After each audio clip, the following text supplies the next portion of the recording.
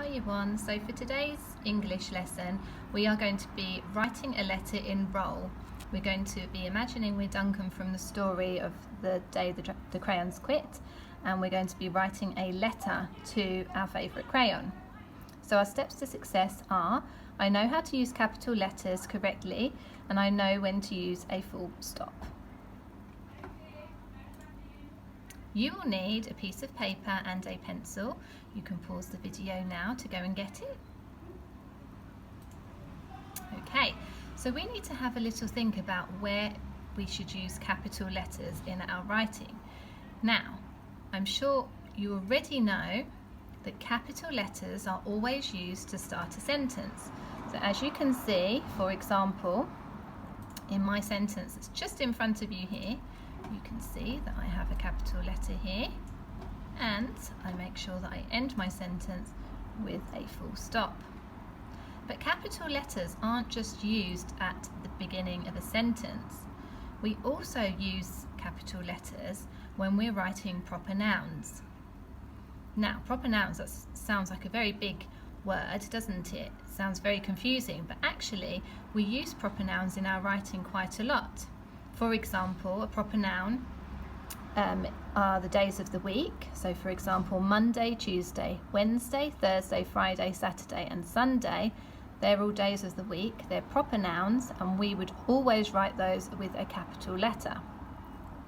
The months of the year, January through to December, whenever we write those down, even if it's in the middle of a sentence, you would always begin that word with a capital letter. Next proper noun are place names. So for example, the word barking, where our school is, you would always start the word barking with a capital letter. And the same with country names as well, always begins with a capital letter. It doesn't matter whether that word is at the beginning, middle or end of your sentence, you just need to make sure that it begins with a capital letter. And of course, finally, the names of people. So whenever you are writing your name, it should always begin with a capital letter, even if your name is in the middle of a sentence. Your friends' names, anybody's name begins with a capital letter. And finally, the personal pronoun I.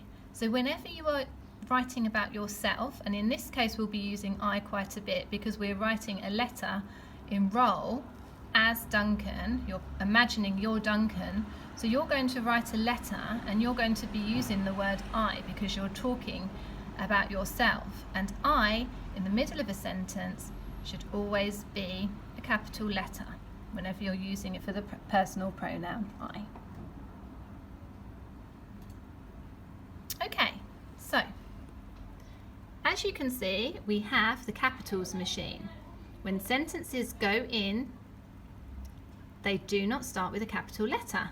The machine adds a capital letter in the right place.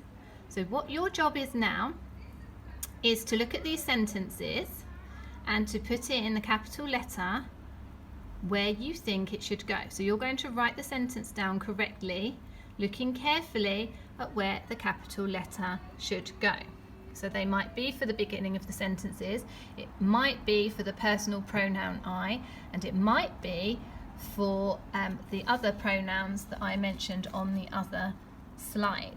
So for the days of the week or months of the year. So let's read the first one. I like to colour the sun. Have a think. Where do you think the capital letter should go, and where do you think the full stop should go? I'd like you to write it down on your piece of paper.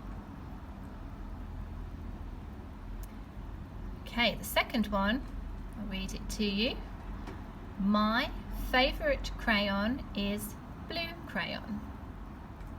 So I'd like you to look at that sentence very carefully. There might be more than one capital letter in that sentence.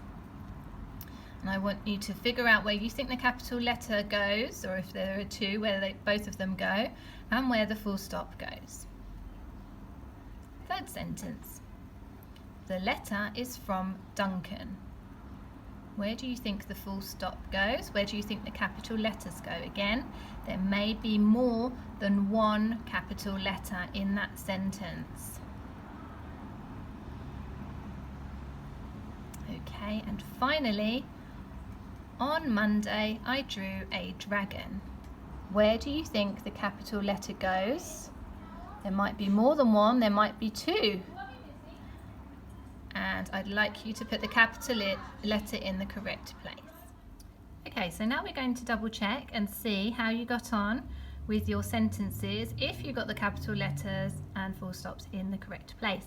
So let's have a look at the first one. I like to colour the sun. Did you remember the capital letter at the beginning of your sentence? So I should be capital. Hope you got that, and obviously a full stop at the end of your sentence. So give yourself a tick if you got that one right. Well done. Let's have a look at the next one. Okay, here we go. So my favourite crayon is blue crayon. So as before, a capital letter should go at the beginning of your sentence, but in this sentence we are talking about a character, and the character is blue crayon. So you should have remembered to put a capital B for blue crayon, okay, and a full stop at the end. Let's have a look at the next one. The letter is from Duncan. So, did you remember a capital letter at the beginning of your sentence, capital T? And in this sentence, the character is called Duncan. That's somebody's name, isn't it? So you should have put a capital D for Duncan. I hope you got that one right, and a full stop at the end. Don't forget to give yourself a tick if you got them right. Okay, and finally our last sentence. On Monday I drew a dragon. Now, do you remember that for the days of the week they are always beginning with a capital letter? So you should have had your capital letter at the beginning of your sentence, your O for on, and the day of the week is Monday, and that's capital on Monday. And in this sentence, I should also be capital because it's the personal pronoun I. We're talking about ourselves. We're very important, so whenever you have I on its own, it should always be a capital letter. So on Monday I, so capital letter here, capital letter for Monday, capital letter for I, and finally a full stop at the end. Okay, well done. Let's move on. So have a look at this picture. This is at the end of the story, and what I'd like you to do is to write one sentence about the picture, and I want you to remember capital letter at the beginning of your sentence, a full stop at the end, and any other capital letters that you need to put in that sentence, you need to try and make it as accurate as possible. Okay, once you've had a little look at the picture, let's take a look at the sentence that I have written. Here we go. So my sentence is, the boat is in the water. And can you see I've begun my sentence with a capital T and a full stop at the end of my sentence. Okay, so what we're going to do now is we're going to have a little look at this part of the story, which was when Purple Crayon wrote his letter to Duncan. I'm going to read it to you. Dear Duncan, all right, listen. I love that I'm your favourite crayon for grapes, dragons and wizard hats, but it makes me crazy that so much of my gorgeous colour goes outside the lines. If you don't start colouring inside the lines soon, I'm going to completely lose it. Your very neat friend, Purple Crayon. Okay, so as you can see from that letter, Purple Crayon doesn't use his punctuation exactly correctly, and you might have noticed lots of capital letters. Sometimes in stories punctuation is slightly different, and you might notice parts of the stories where there's capital letters for whole words, and the effect of that, the author does that to make you, when you're reading it, to make you almost shout those parts out. So they're really important parts of the story. They want you to shout those bits out. So as we can see in those parts that are capital letters, Purple Crayon is actually getting very, very cross. Okay, so we're going to write a reply to Purple Crayon. When you write your reply, I want you to think about the following. First thing, in this case, I'm writing my reply to Purple Crayon, but you might decide that you want to write a reply to any of the crayons in the story. So number one, decide which crayon you are writing to. Number two, think about one thing Duncan draws with that crayon. So you might have to remind yourself of the story. So I remember that Purple Crayon likes to draw wizard hats and dragons. And number three, what will you, Duncan, remember you're Duncan in the letter, do to keep the crayon happy? And one thing that makes Purple Crayon very cross is when Duncan colours outside the lines. So I'm going to make sure I include that in my letter.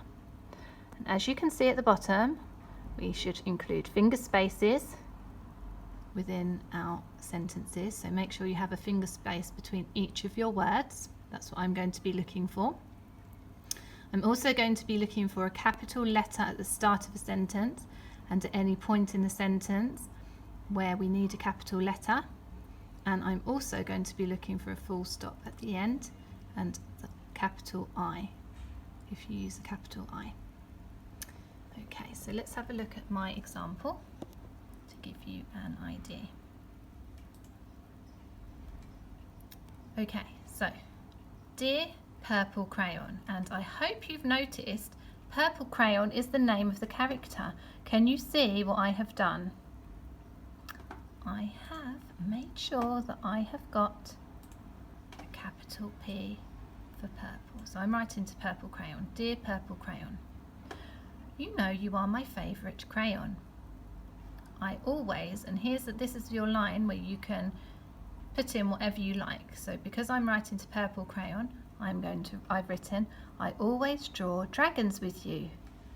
Because, and this is another bit for you to complete, and I've put because you are so bright. And I've remembered a full stop at the end there. To cheer you up, I promise, can you see that I've got a capital I here?